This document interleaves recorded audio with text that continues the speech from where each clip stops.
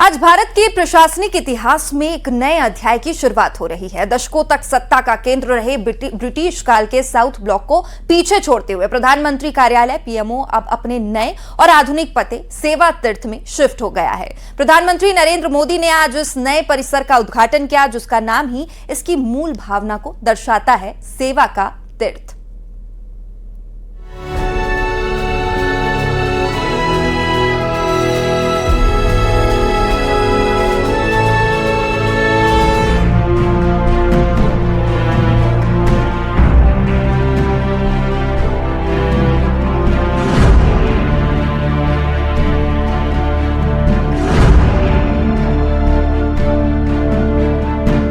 समय की धारा जब करवट लेती है तो पुराने प्रतीक नए संकल्पों का मार्ग प्रशस्त करते हैं।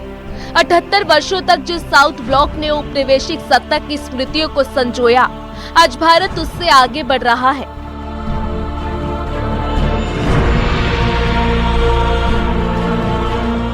अब सत्ता का केंद्र शासन नहीं बल्कि सेवा है।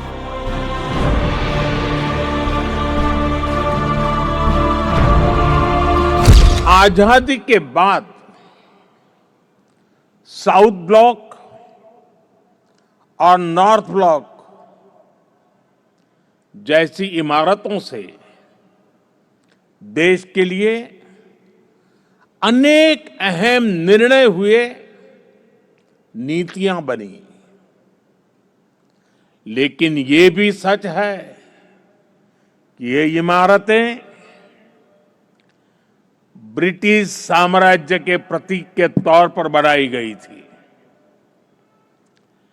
इन इमारतों को बनाने का मकसद भारत को सदियों तक गुलामी की जंजीरों में जकड़े रखना था। सेवा तीर्थ ये सिर्फ एक नाम नहीं बल्कि एक दर्शन है। तीर्थ का अर्थ है वो पवित्र स्थान जहां इंसान अहंकार छोड़कर सेवा भाव से आता है। प्रधानमंत्री नरेंद्र मोदी के विजन के मुताबिक ये परिसर नागरिक देवो भव के मंत्र को चरितार्थ करता है। यहाँ बंद कमरे नहीं बल्कि सहयोग और समन्वय के खुले गलियारे हैं, जो मिनिमम गवर्नमेंट मैक्सिमम गवर्नेंस के सिद्धांत को गति देते हैं।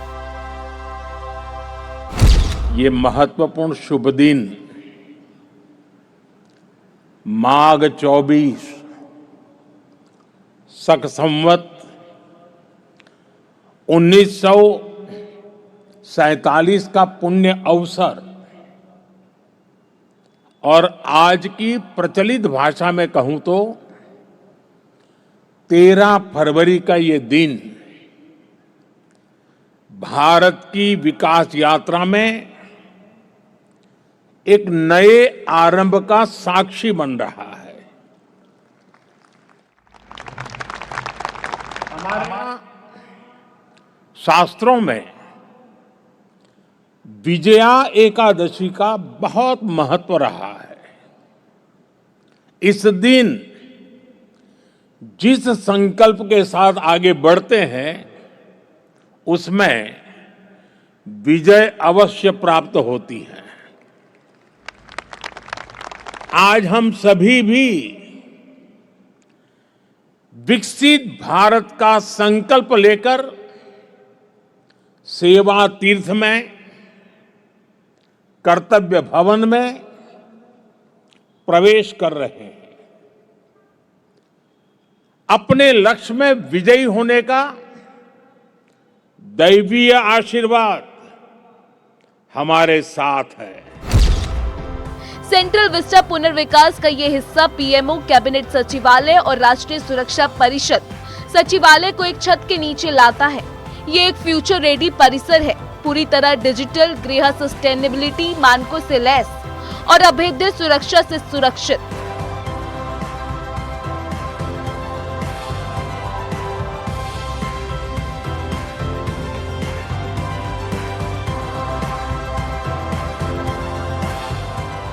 बिखरे हुए दफ्तरों की जगह अब एकीकृत शक्ति केंद्र है, जहां फाइलें नहीं फैसले तेजी से दौड़ेंगे। अमृतकाल में प्रवेश कर रहा भारत अब अपनी जड़ों पर गर्व करता है। राजपथ का कर्तव्य पथ बनना और पीएमओ का सेवा तीर्थ कहलाना, ये मानसिक गुलामी की बेड़ियों को तोड़ने का प्रतीक है। ये इमारत 2047 के विकसित भारत की नींव है, जहां हर नीति का लक्ष्य अंतिम पंक्ति में खड़े व्यक्ति का कल्याण है। सेवा तीर्थ कर्तव्य की राह पर समर्पण का प्रमाण है। Bureau report, news 18।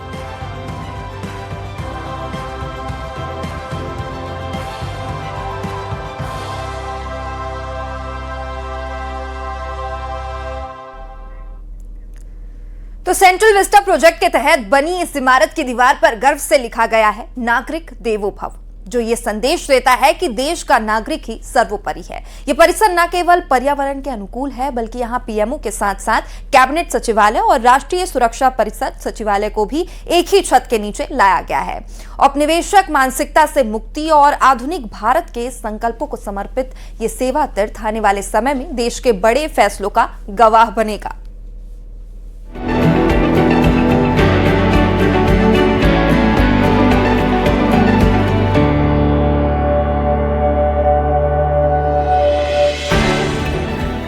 भारत जब अपनी आजादी के 100 वर्ष की ओर बढ़ रहा है, तो देश को एक ऐसी कार्यप्रणाली की जरूरत थी जो औपनिवेशिक बोझ से मुक्त हो। 13 फरवरी 2026 का दिन इतिहास में दर्ज हो गया, जब प्रधानमंत्री नरेंद्र मोदी ने सेवा तीर्थ का उद्घाटन किया। ये सिर्फ एक नई इमारत नहीं है, बल्कि प्रधानमंत्री कार्यालय का नया और स्थायी पता है, जो सेवा परमो धर्म की भारतीय आदर्श को दिखाता है। दशकों से भारत का शीर्ष शासन तंत्र अलग अलग पुरानी इमारतों में बिखरा हुआ था। सेवा तीर्थ ने इस बिखराव को खत्म कर दिया है। यहाँ एक ही छत के नीचे भारत के सबसे महत्वपूर्ण रणनीतिक कार्यालय काम करेंगे। सेवा तीर्थ में दफ्तर, प्रधानमंत्री कार्यालय, कैबिनेट सचिवालय, राष्ट्रीय सुरक्षा परिषद सचिवालय, इन तीनों विभागों के साथ आने से फाइलों की आवाजाही कम होगी और निर्णय लेने की प्रक्रिया में अभूतपूर्व तेजी आएगी। साउथ ब्लॉक और नॉर्थ ब्लॉक जैसी इमारतें जहां ब्रिटिश हुकूमत की सोच को लागू करने के लिए बनी थी, वहीं आज मैं गर्व के साथ कह सकता हूं कि सेवा तीर्थ और कर्तव्य भवन जैसे नए परिसर भारत की जनता की आकांक्षाओं को पूरा करने के लिए बने हैं। सेवा तीर्थ की वास्तुकला आधुनिकता और परंपरा का संगम है। इसकी कुछ प्रमुख खासियत इसे दुनिया की सबसे हाईटेक प्रशासनिक परिसरों में शामिल करती है। Hi tech conference room, encrypted server room, India House में विदेशी मेहमानों का स्वागत, पूरा परिसर पूरी तरह पेपरलेस, सुरक्षित एनक्रिप्टेड कम्युनिकेशन नेटवर्क, पूरा परिसर एक ग्रीन बिल्डिंग है। यहां से जो फैसले होंगे वो किसी महाराजा की सोच को नहीं, 140 करोड़ देशवासियों की अपेक्षाओं को आगे बढ़ाने का आधार बनेंगे। इसी अमृत भावना के साथ आज मैं ये सेवा तीर्थ,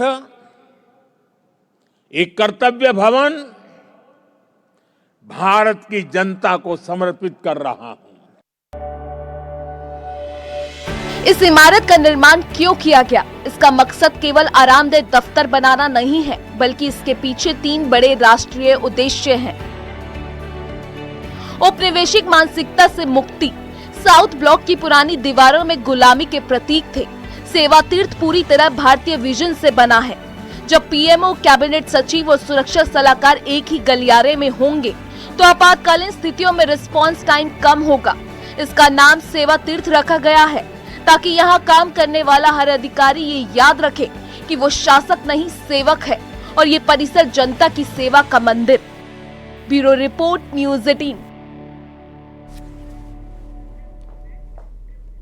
तथ्य हम कहते हैं ना, शासन का ढंग बदला है, लेकिन आज रंग भी बदला है। और आज इतनी बड़ी बात हुई है जो जानकर आप हैरान हो जाएंगे। इस वीडियो को बहुत ज्यादा शेयर करिए। जो मैं अब आपको बताने जा रहा हूं, देश में बड़ा बदलाव आया है, बहुत बड़ा बदलाव। कहते हैं नाम में क्या रखा है, लेकिन हकीकत यह है कि नाम सिर्फ पहचान ही नहीं होती, बल्कि आपकी सोच, आपका माइंडसेट, आपकी वर्किंग स्टाइल, इन सबको रिफ्लेक्ट करता है। एक दौर था जब इस देश में बाबर के नाम पर सड़कें होती थी, औरंगजेब के नाम पर एक पूरा का पूरा औरंगाबाद शहर होता था और किसी को इन बातों से कोई लेना देना होता ही नहीं था, किसी को कोई फर्क नहीं पड़ता था। लेकिन अब फर्क साफ है। लेकिन साल 2014 के बाद सत्ता बदली, शासन का अंदाज बदला, प्रधानमंत्री से प्रधान सेवक वाला माइंडसेट इस देश में आया और आज भी देश में एक बहुत बड़ा बदलाव आया है। यानी आज देश में जब हम बात कर रहे हैं तो बहुत बड़ा बदलाव आ चुका है।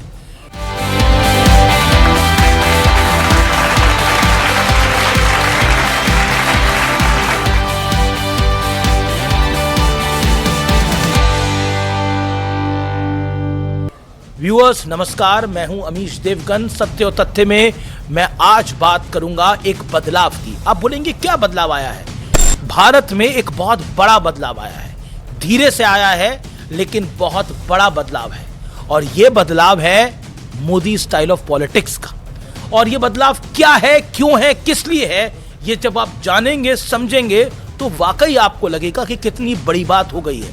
क्योंकि आज प्रधानमंत्री के ऑफिस का पता बदला है, एड्रेस तो बदल जाते हैं। अब ये साउथ ब्लॉक के नाम से नहीं बल्कि सेवा तीर्थ के नाम से जाना जाएगा। ये बहुत बड़ी बात है, ये सामान्य घटना नहीं है इस देश के लिए। अगर आप इसको लाइट के लेके बोलेंगे प्रधानमंत्री के दफ्तर का नाम बदल गया तो फिर तो खबर एक लाइन में खत्म हो जाती है। लेकिन लाइन बहुत आगे जाती है। ये लाइन इतनी आगे जाती है जो कहती है कि प्रधानमंत्री ने अपने कार्यालय का नाम रखा है सेवा तीर्थ। प्रधानमंत्री नरेंद्र मोदी ने साल 2014 में देश की जब कमान संभाली तो लोगों को लगा कि नरेंद्र मोदी बाकी प्रधानमंत्रियों की तरह प्रधानमंत्री बनेंगे और फिर राजनीति करेंगे। लेकिन नरेंद्र मोदी जब प्रधानमंत्री बने तो उन्होंने अपना संघर्ष याद था। यहीं से वो एक बड़े परिवर्तन की शुरुआत हुई। अक्सर लोगों को लगता था कि पीएमओ देश की सत्ता का सबसे बड़ा केंद्र, एक ऐसा ऑफिस जहां से हर चीज कंट्रोल हो सकती है। Top office, top office, top office. PM का घर रेस कोर्स रोड। बस यहीं से सत्ता और सत्ता की हनक वाली कहानी शुरू होती थी। लेकिन जहां सोच सत्ता वाली नहीं बल्कि सेवा वाली हो गई, जहां सोच शासक वाली नहीं बल्कि एक परिवार के मुखिया वाली हो गई, वहां पॉजिटिव बदलाव हो ही जाते हैं। इसलिए प्रधानमंत्री का कार्यालय यानी पीएमओ आज से सेवा तीर्थ के नाम से जाना जाएगा। यानी एक ऐसी जगह जहां सेवा का भाव हो। इससे पहले केंद्रीय सचिवालय का नाम कर्तव्य भवन, राजपथ का नाम कर्तव्य पथ, रेस कोर्स रोड का नाम लोक कल्याण मार्ग हो गया। पहले 7 रेस कोर्स रोड प्रधानमंत्री निवास होता था, अब लोक कल्याण मार्ग हो गया है वो। और राजभवन का नाम लोक भवन हो गया है। राज नहीं, अब लोक सेवा है। ये सभी देश के सबसे बड़े हाईएस्ट ऑफिसेस हैं। ये दफ्तर ऐसे हैं जहां सबसे बड़े अधिकारी कर्मचारी देश के अहम फैसले लेते हैं। लेकिन इसका मतलब ये नहीं है कि यहां से कोई शासन चलाया जाता है, बल्कि अब मतलब हो गया है, पहले ऐसा ही होता था लेकिन अब मतलब हो गया है जनता के ऑफिस है ये। यहां काम करने वाला हर कर्मचारी जनता का सेवक है और ये सेवा तीर्थ है। प्रधानमंत्री नरेंद्र मोदी ने सेवा तीर्थ में आने के बाद जिन फाइलों पर साइन किया वो भी दिलचस्प है। इन फाइलों में किसान, महिलाओं, युवा और कमजोर वर्ग का खास ख्याल रखा है। अब जरा इन स्कीमों पर एक एक करके बात कर लेते हैं। पहली फाइल जिस पर सेवा तीर्थ में दस्तखत किए गए वो पीएम राहत योजना। इस योजना के मुताबिक अब सड़क हादसे में कोई जिंदगी सिर्फ इसलिए नहीं जाएगी क्योंकि इलाज के लिए पैसे नहीं थे। मतलब साफ है, अब हादसा होगा तो मदद पहले पहुंचेगी। बड़ी बात है। अस्पताल का बिल बाद में बनेगा। दूसरी फाइल जिस पर पीएम ने साइन करे, सेवा तीर्थ में लखपति दीदी मिशन। सरकार ने मार्च 2027 का लक्ष्य 1 साल पहले ही पार कर लिया है। अब तक 3 करोड़ लखपति दीदी बन चुकी है। अब प्रधानमंत्री मोदी ने नया लक्ष्य तय किया, वो है मार्च 2029 तक 6 करोड़ लखपति दीदी बनाना। ये सिर्फ आंकड़ा नहीं है व्यूअर्स, ये गांव की आर्थिक क्रांति है। तीसरा बड़ा फैसला किसानों के लिए हुआ है। एग्रीकल्चर इंफ्रा फंड अब दोगुना कर दिया गया है। अब फंड 2 लाख करोड़ रुपए होगा। यानी अब किसान सिर्फ उगाएगा नहीं, अच्छा कमाएगा भी। चौथी फाइल जिस पर साइन किए गए वो है स्टार्टअप इंडिया 2.0। इसके लिए करीब 10,000 करोड़ का फंड दिया जाएगा। तो कुल मिलाकर प्रधानमंत्री मोदी ने सेवा तीर्थ से 4 बड़े फैसले कर लिए हैं। क्योंकि सत्ता जब सेवा में बदलती है तो फैसले फाइलों में नहीं, लोगों की जिंदगी में दिखते हैं, महत्वपूर्ण है। और जब शासन तीर्थ बनता है, राजनीतिक व्यवस्था नहीं, जिम्मेदारी बन जाती है। और यह बात बिल्कुल स्पष्ट है। लोक कल्याण मार्ग, सेवा तीर्थ, लोक भवन, राजभवन की जगह, ये अपने आप में बड़े बड़े नाम हैं। याद करिए इस देश के अंदर हम कितने बड़े बदलाव आए हैं 2014 के बाद। नई संसद बन गई, नया पीएम कार्यालय बन गया, प्रधानमंत्री के निवास का नाम बदल गया, कितना कुछ हो गया है। अब लुटियंस दिल्ली में जाएंगे तो अब भारतीयता आपको दिखेगी। पहले अंग्रेजों का शासन की झलक आपको दिखती थी, अब भारतीय की झलक आपको दिखेगी। मुझे तो सुभाष बाबू की वो मूर्ति याद आती है जो प्रधानमंत्री नरेंद्र मोदी ने होलोग्राम के थ्रू लगाई थी। इतनी बदल गई है लुटियंस दिल्ली, इतने बदल गया है, शासन का ढंग बदल गया है, शासन का आज कहते हैं रंग भी बदल गया है।